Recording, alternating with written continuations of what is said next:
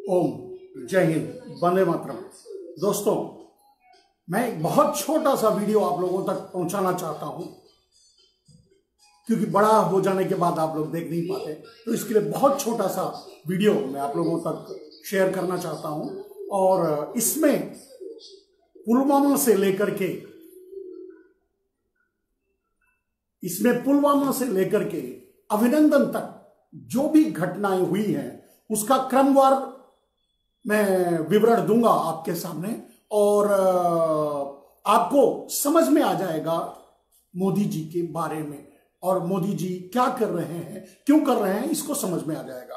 तो ठीक है, जय हिंद, आप लोगों का स्वागत है। आप लोगों का स्वागत हम बीच में नहीं कर पाएंगे, तो हम अपने वीडियो को, हम अपने इस मुद्दे को आपके सामने रखना चाहेंगे और रख रहे हैं। सेना कहती है, यहां से शुरू होता है बात। सेना कहती है हमें जो टारगेट दिया गया था हमने उड़ा दिया।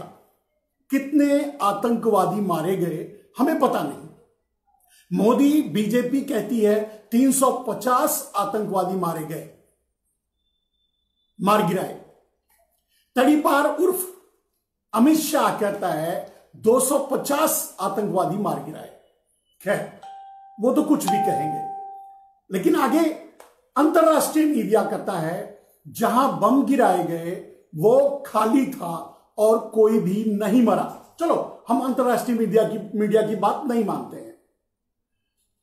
अब मोदी की डॉबर मीडिया जो कहती है कि पूरा पाकिस्तान गया, यानी पूरा पाकिस्तान ही उड़ा दिया, वो इस तरह से शो कर रहे हैं, इस तरह से पेश कर रहे हैं कि जैसे उन्होंने पूरा पाकिस्तान ही उड़ा दिया। खैर, आगे बढ़ते हैं। पाकिस्तान तो गया। मोदी मीडिया कहती है, मोदी की डाबर मीडिया कहती है कि जहां बम गिराए गए, मोदी की डाबर मीडिया कहती है कि पूरा पाकिस्तान गया। जल्द ही मोदी पाकिस्तान के भी प्रधानमंत्री बनेंगे। यह मैं क्या कहते हैं, व्यंग कर रहा हूं। आगे आप बढ़िए विषय पर। और मैं कहता हूं सभी पार्टियों को चाहिए इस सनकी को बिना चुनाव के ही अगले प्रधानमंत्री के रूप में शपथ ग्रहण करवा दो। क्यों? वरना लाखों सेनाओं और आम भारतीयों की बलि चढ़ा देगा, मरवा देगा। यानी ये आदमी लाखों सेनाओं और आम भारतीयों की बलि चढ़ा देगा, मरवा देगा। इसलिए इसे बिना चुनाव के ही प्रधानमंत्री डिक्लेयर कर दो और इसे शपथ ग्रहण करवा दो। यह मेरा अनुरोध है सभी पार्टियों से। लेकिन आगे हम आपको बताते हैं पुलवामा की घटना से लेकर के अभिनंदन तक सच्चाई क्या है, उसको आप सुनिए और फिर सोचिए कि जो मैं कह रहा हूं वो कितना सही है। पुलवामा से लेकर अभिनंदन की वापसी तक सब कुछ फिक्स था, यह मेरा कहना है। पुलवामा से लेकर अभिनंदन की वापसी तक सब कुछ फिक्स था। कैसे? मैं आपके सामने 5 पॉइंट रखूंगा, सिर्फ 5 पॉइंट। उन 5 पॉइंटों पर गौर कीजिए कि वो 5 पॉइंट सही हैं या गलत हैं। तो पहला पॉइंट, इंटेलिजेंस रिपोर्ट के बाद भी सीआरपीएफ को एयरलिफ्ट नहीं किया गया। सुरक्षा में ढील देकर 45 जवानों को मरवा दिया गया। गंभीर बात, बहुत गंभीर आरोप है, लेकिन यह सच्चाई है। आज नहीं तो कल सामने आएगी। हो सकता है नरेंद्र मोदी फिर से अपनी इसी साजिशों के चलते प्रधानमंत्री बन जाएं, इसे दबा जाएं, लेकिन सच्चाई यही है, अगर नरेंद्र मोदी प्रधानमंत्री नहीं बने तो नरेंद्र मोदी को जेल जाना पड़ेगा इस कार्य के लिए। आप मान के चलिए। तो इंटेलिजेंस रिपोर्ट के बाद भी सीआरपीएफ को एयरलिफ्ट नहीं किया गया। सुरक्षा में ढील देकर 45 जवानों को मरवा दिया गया। आप सोचिए, इसीलिए मैं कह रहा हूं कि आदमी कितनी भी बलि दे सकता है अपने आप को प्रधानमंत्री बनाने के लिए। आगे दूसरा पॉइंट, पाकिस्तान को पूर्व सूचित कर एयर स्ट्राइक करवाया गया।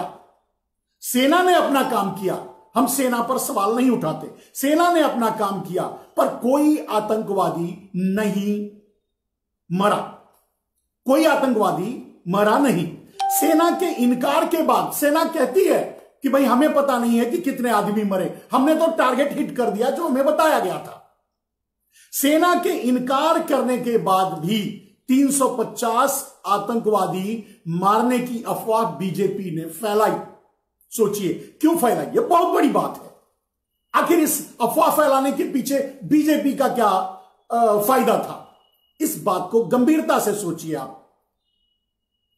तीसरा पॉइंट जो मैं आपके सामने रखूंगा, पाकिस्तान का एयर स्ट्राइक उसे अपनी जनता को संतुष्ट करने के लिए था। भारत ने एयर स्ट्राइक कर दिया, भारत ने एयर स्ट्राइक किया, वहां कितने मरे कितने नहीं मरे सेना बताने के लिए तैयार नहीं है, लेकिन मोदी बीजेपी और मोदी मीडिया 350 का डिक्लेयर भी कर दिया कि 350 आतंकवादी मारे गए। लेकिन आगे क्या होता है, तीसरे पॉइंट पे मैं बताना चाहता हूं कि पाकिस्तान का एयर स्ट्राइक अब इंडिया कर चुका था, तो पाकिस्तान भी कुछ करता अपनी अवाम को बताने के लिए, अपने देश को बताने के लिए। तो पाकिस्तान का एयर स्ट्राइक उसे अपनी जनता को संतुष्ट करने के लिए था। हमारी सेना पूरी ईमानदारी से उसका जवाब दिया, जवाबी कार्रवाई की और अपनी जिम्मेदारी सेना ने निभाई। यहां भी हम सेना ने जो किया वो बड़ी ईमानदारी से, हम उस पर सवाल नहीं उठाते। तो सेना ने अपनी जिम्मेदारी निभाई, लेकिन यह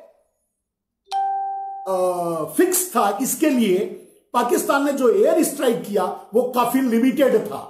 अगर युद्ध लड़ना चाहता तो लड़ ही लेता, लेकिन यह हमारी सेना को नहीं मालूम था। हमारी सेना ने अपनी तरफ से रिटेलिएशन किया और जो हुआ उसके बाद क्या हुआ, पाकिस्तान का एयर स्ट्राइक उसे अपनी जनता को संतुष्ट करने के लिए था, लेकिन हमारी सेना ने पूरी जिम्मेदारी से अपनी जिम्मेदारी निभाई, पूरी श्रद्धा से अपनी जिम्मेदारी निभाई।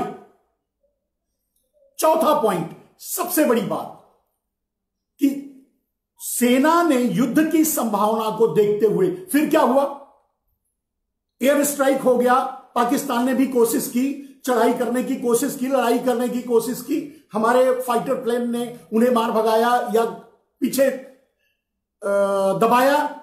उसके बाद क्या हुआ, सेना तो अपनी तरह सही काम कर रही थी, सेना को तो पता नहीं था कि मैच फिक्स है। तो सेना ने युद्ध की संभावना, यह सबसे बड़ा पॉइंट है जो आपको यह साबित करता है कि यह सब कुछ फिक्स था। सेना ने युद्ध की संभावना को देखते हुए उत्तर भारत के सीमावर्ती सभी एयरपोर्ट 3 महीने के लिए बंद करने का आदेश दे दिया। गृह मंत्रालय से मिलकर के सूचना देकर के उत्तर भारत के सभी एयरपोर्ट 3 महीने के लिए बंद करने का डिक्लेयर कर दिया गया कि बंद कर दिया गया है एयरपोर्ट। लेकिन कुछ ही घंटों में पीएमओ के आदेश पर उठा लिया गया, क्योंकि अब सोचिए, जब सेना यह डिक्लेयर कर चुकी है कि युद्ध होने की संभावना है, क्योंकि सेना अपनी तरफ से उसे पता नहीं था, वो तो अपनी ईमानदारी से अपने काम को कर रही थी, तो सेना ने डिक्लेयर कर दिया कि अब युद्ध होगा और सेना ने 3 महीने के लिए एयरपोर्ट बंद कर दिया। लेकिन कुछ ही घंटों में पीएमओ के आदेश पर उठा लिया गया। क्या वो आदेश कि 3 महीने तक एयरपोर्ट बंद रहेगा? कैसे? क्योंकि मोदी को पता था युद्ध नहीं होगा, बस फिक्सिंग मैच चल रहा है और किसी को तो पता नहीं था। तो सेना ने जो डिक्लेयर किया वो रियलिटी है, लेकिन मोदी ने जब पीएमओ ने आदेश दिया कि ऐसा कुछ भी नहीं होगा, युद्ध नहीं होगा, ये युद्ध नहीं होगा, आप इसे उठा लो, तो ये किस विश्वास के साथ था?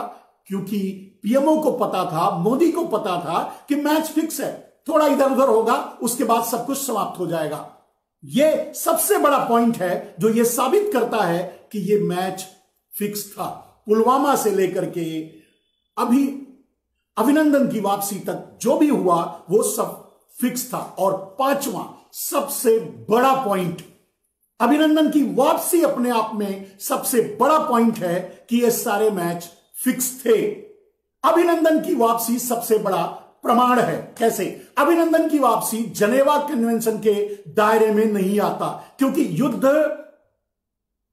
क्योंकि युद्ध डिक्लेयर नहीं था, इसलिए अभिनंदन युद्ध बंदी नहीं थे।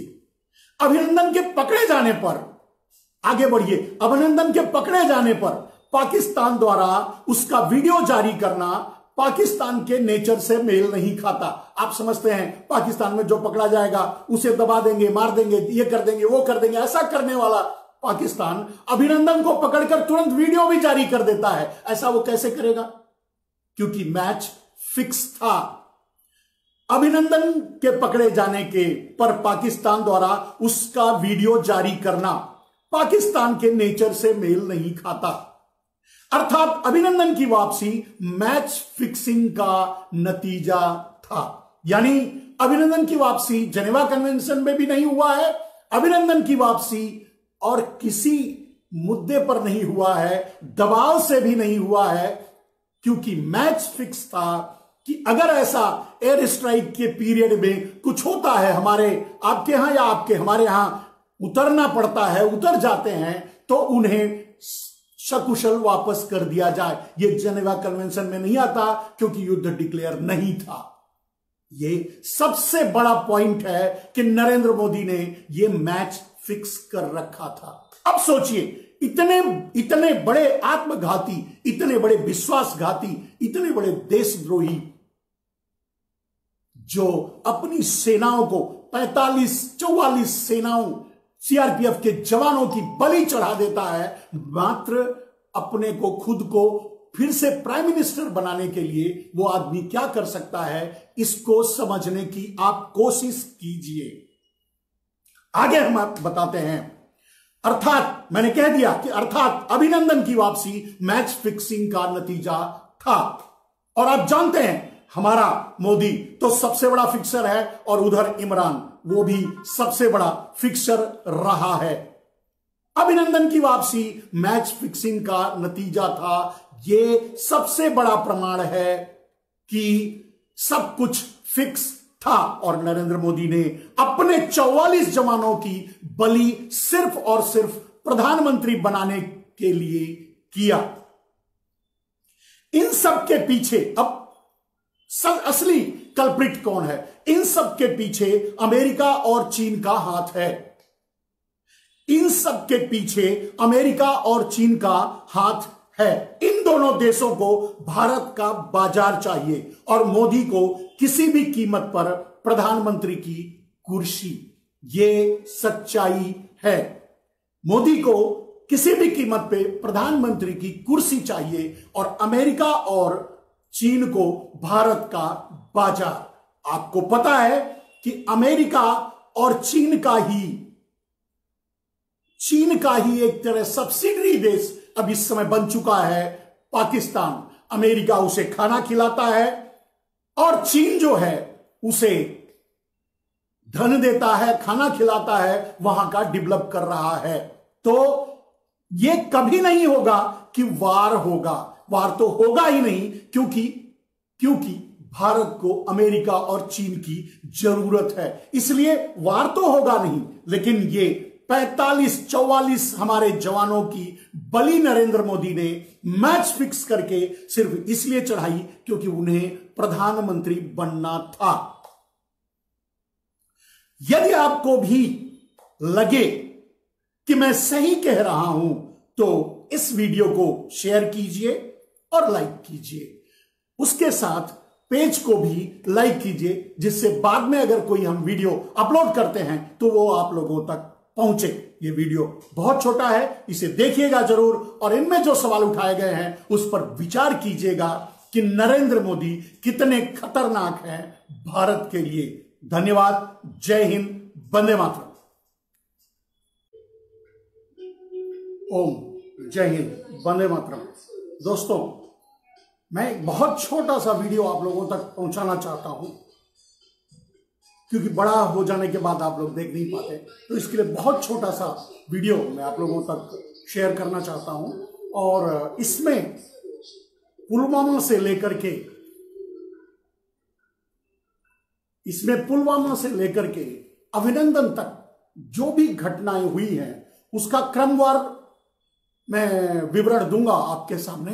और आपको समझ में आ जाएगा मोदी जी के बारे में, और मोदी जी क्या कर रहे हैं, क्यों कर रहे हैं, इसको समझ में आ जाएगा। तो ठीक है, जय हिंद, आप लोगों का स्वागत है। आप लोगों का स्वागत हम बीच में नहीं कर पाएंगे, तो हम अपने वीडियो को, हम अपने इस मुद्दे को आपके सामने रखना चाहेंगे और रख रहे हैं। सेना कहती है, यहां से शुरू होता है बात, सेना कहती है हमें जो टारगेट दिया गया था हमने उड़ा दिया। कितने आतंकवादी मारे गए हमें पता नहीं। मोदी, बीजेपी कहती है 350 आतंकवादी मारे गए, मार गिराए। तड़ीपार उर्फ अमित शाह कहता है 250 आतंकवादी मार गिराए। खैर, वो तो कुछ भी कहेंगे, लेकिन आगे अंतरराष्ट्रीय मीडिया कहता है जहां बम गिराए गए वो खाली था और कोई भी नहीं मरा। चलो, हम अंतरराष्ट्रीय मीडिया की बात नहीं मानते हैं। अब मोदी की डाबर मीडिया जो कहती है कि पूरा पाकिस्तान गया, यानी पूरा पाकिस्तान ही उड़ा दिया, वो इस तरह से शो कर रहे हैं, इस तरह से पेश कर रहे हैं कि जैसे उन्होंने पूरा पाकिस्तान ही उड़ा दिया। खैर, आगे बढ़ते हैं। पाकिस्तान तो गया। मोदी मीडिया कहती है, मोदी की डाबर मीडिया कहती है कि जहां बम गिराए गए, मोदी की डाबर मीडिया कहती है कि पूरा पाकिस्तान गया। जल्द ही मोदी पाकिस्तान के भी प्रधानमंत्री बनेंगे। यह मैं क्या कहते हैं, व्यंग कर रहा हूं। आगे आप बढ़िए विषय पर। और मैं कहता हूं सभी पार्टियों को चाहिए इस सनकी को बिना चुनाव के ही अगले प्रधानमंत्री के रूप में शपथ ग्रहण करवा दो। क्यों? वरना लाखों सेनाओं और आम भारतीयों की बलि चढ़ा देगा, मरवा देगा। यानी ये आदमी लाखों सेनाओं और आम भारतीयों की बलि चढ़ा देगा, मरवा देगा। इसलिए इसे बिना चुनाव के ही प्रधानमंत्री डिक्लेयर कर दो और इसे शपथ ग्रहण करवा दो। यह मेरा अनुरोध है सभी पार्टियों से। लेकिन आगे हम आपको बताते हैं पुलवामा की घटना से लेकर के अभिनंदन तक सच्चाई क्या है, उसको आप सुनिए और फिर सोचिए कि जो मैं कह रहा हूं वो कितना सही है। पुलवामा से लेकर अभिनंदन की वापसी तक सब कुछ फिक्स था, यह मेरा कहना है। पुलवामा से लेकर अभिनंदन की वापसी तक सब कुछ फिक्स था। कैसे? मैं आपके सामने 5 पॉइंट रखूंगा, सिर्फ 5 पॉइंट। उन 5 पॉइंटों पर गौर कीजिए कि वो 5 पॉइंट सही हैं या गलत हैं। तो पहला पॉइंट, इंटेलिजेंस रिपोर्ट के बाद भी सीआरपीएफ को एयरलिफ्ट नहीं किया गया। सुरक्षा में ढील देकर 45 जवानों को मरवा दिया गया। गंभीर बात, बहुत गंभीर आरोप है, लेकिन यह सच्चाई है।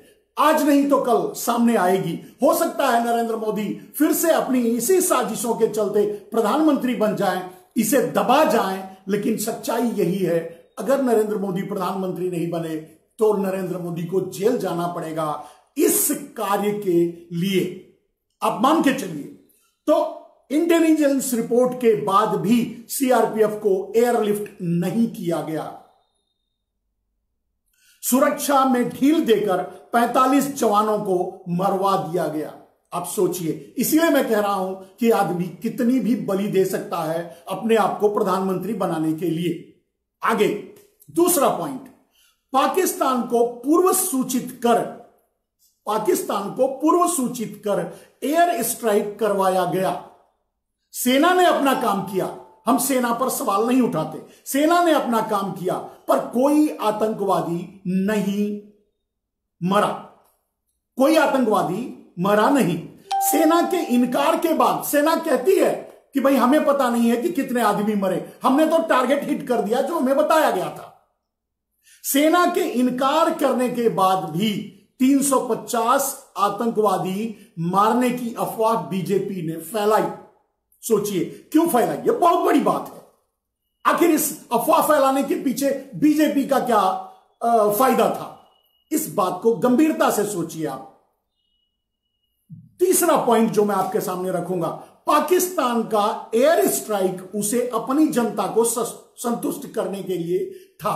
भारत ने एयर स्ट्राइक कर दिया, भारत ने एयर स्ट्राइक किया, वहां कितने मरे कितने नहीं मरे सेना बताने के लिए तैयार नहीं है, लेकिन मोदी बीजेपी और मोदी मीडिया 350 का डिक्लेयर भी कर दिया कि 350 आतंकवादी मारे गए। लेकिन आगे क्या होता है? तीसरे पॉइंट पे मैं बताना चाहता हूं कि पाकिस्तान का एयर स्ट्राइक, अब इंडिया कर चुका था तो पाकिस्तान भी कुछ करता अपनी अवाम को बताने के लिए, अपने देश को बताने के लिए। तो पाकिस्तान का एयर स्ट्राइक उसे अपनी जनता को संतुष्ट करने के लिए था। हमारी सेना पूरी ईमानदारी से उसका जवाब दिया, जवाबी कार्रवाई की और अपनी जिम्मेदारी सेना ने निभाई। यहां भी हम सेना ने जो किया वो बड़ी ईमानदारी से, हम उस पर सवाल नहीं उठाते। तो सेना ने अपनी जिम्मेदारी निभाई, लेकिन ये फिक्स था। इसके लिए पाकिस्तान ने जो एयर स्ट्राइक किया वो काफी लिमिटेड था। अगर युद्ध लड़ना चाहता तो लड़ ही लेता, लेकिन यह हमारी सेना को नहीं मालूम था। हमारी सेना ने अपनी तरफ से रिटेलिएशन किया और जो हुआ उसके बाद क्या हुआ? पाकिस्तान का एयर स्ट्राइक उसे अपनी जनता को संतुष्ट करने के लिए था, लेकिन हमारी सेना ने पूरी जिम्मेदारी से अपनी जिम्मेदारी निभाई, पूरी श्रद्धा से अपनी जिम्मेदारी निभाई। चौथा पॉइंट, सबसे बड़ी बात, कि सेना ने युद्ध की संभावना को देखते हुए फिर क्या हुआ? एयर स्ट्राइक हो गया, पाकिस्तान ने भी कोशिश की, चढ़ाई करने की कोशिश की, लड़ाई करने की कोशिश की, हमारे फाइटर प्लेन ने उन्हें मार भगाया या पीछे दबाया। उसके बाद क्या हुआ? सेना तो अपनी तरह सही काम कर रही थी, सेना को तो पता नहीं था कि मैच फिक्स है। तो सेना ने युद्ध की संभावना, यह सबसे बड़ा पॉइंट है जो आपको यह साबित करता है कि यह सब कुछ फिक्स था। सेना ने युद्ध की संभावना को देखते हुए उत्तर भारत के सीमावर्ती सभी एयरपोर्ट 3 महीने के लिए बंद करने का आदेश दे दिया। गृह मंत्रालय से मिलकर के सूचना देकर के उत्तर भारत के सभी एयरपोर्ट 3 महीने के लिए बंद करने का डिक्लेयर कर दिया गया कि बंद कर दिया गया है एयरपोर्ट। लेकिन कुछ ही घंटों में पीएमओ के आदेश पर उठा लिया गया, क्योंकि अब सोचिए, जब सेना यह डिक्लेयर कर चुकी है कि युद्ध होने की संभावना है, क्योंकि सेना अपनी तरफ से, उसे पता नहीं था, वो तो अपनी ईमानदारी से अपने काम को कर रही थी, तो सेना ने डिक्लेयर कर दिया कि अब युद्ध होगा और सेना ने 3 महीने के लिए एयरपोर्ट बंद कर दिया। लेकिन कुछ ही घंटों में पीएमओ के आदेश पर उठा लिया गया। क्या वो आदेश कि 3 महीने तक एयरपोर्ट बंद रहेगा? कैसे? क्योंकि मोदी को पता था युद्ध नहीं होगा, बस फिक्सिंग मैच चल रहा है और किसी को तो पता नहीं था। तो सेना ने जो डिक्लेयर किया वो रियलिटी है, लेकिन मोदी ने, जब पीएमओ ने आदेश दिया कि ऐसा कुछ भी नहीं होगा, युद्ध नहीं होगा, ये युद्ध नहीं होगा, आप इसे उठा लो, तो ये किस विश्वास के साथ था? क्योंकि पीएमओ को पता था, मोदी को पता था कि मैच फिक्स है, थोड़ा इधर उधर होगा, उसके बाद सब कुछ समाप्त हो जाएगा। यह सबसे बड़ा पॉइंट है।